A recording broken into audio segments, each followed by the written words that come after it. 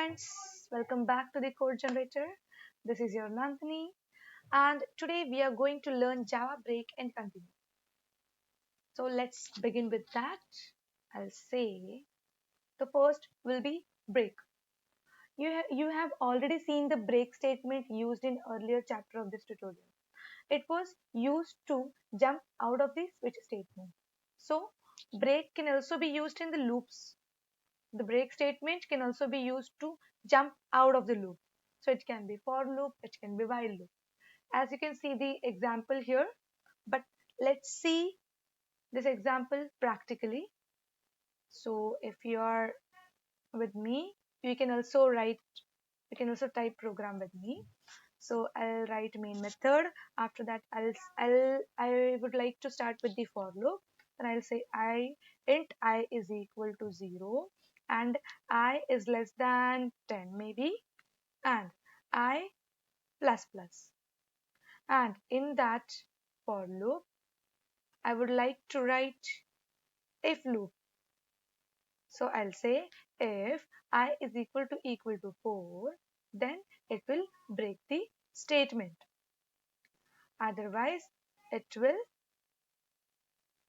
print the value of I. Okay. So what it will do? What does exactly meaning of this program? So let's see first the output for this program. So yeah.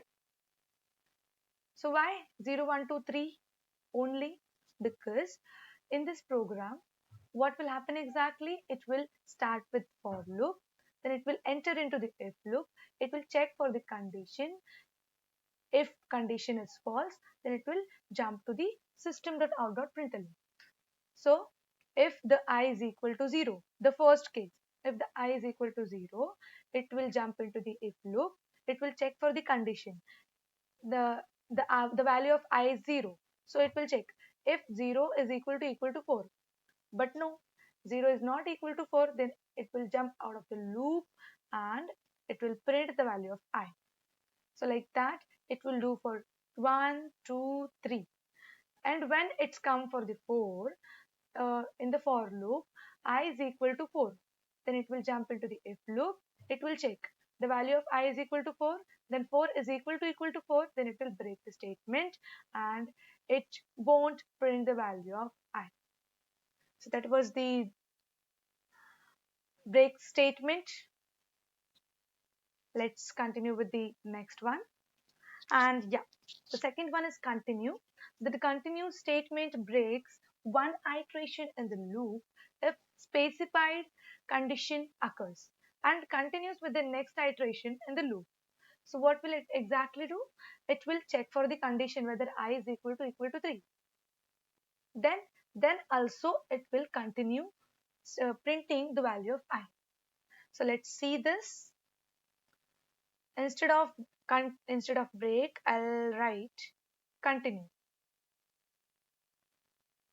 Okay. So till here in the last program, it used to print till 3. But what will happen in the next program for the continue? So yeah, as I said in the EPT, it will check for the condition and still it is going to print the value of I till the end of the program, till the end of the loop. So what it will do here, it will check for the value of I and it will continue printing the value of I even if is equal to 4. So that was the continue statement. So this was the for loop. What if I would like to write with the if loop? So let's try for that also. Int I is equal to 0 semicolon and I'll say while I is less than 10, then what I'll do? I'll say print the value of I, and I'll increment the I, and I'll say I is equal to 4, then break the statement. Okay, so let's see what it will do. So in the while loop, I have initialized the value of I as 0. It will check for the value of I till less than 10.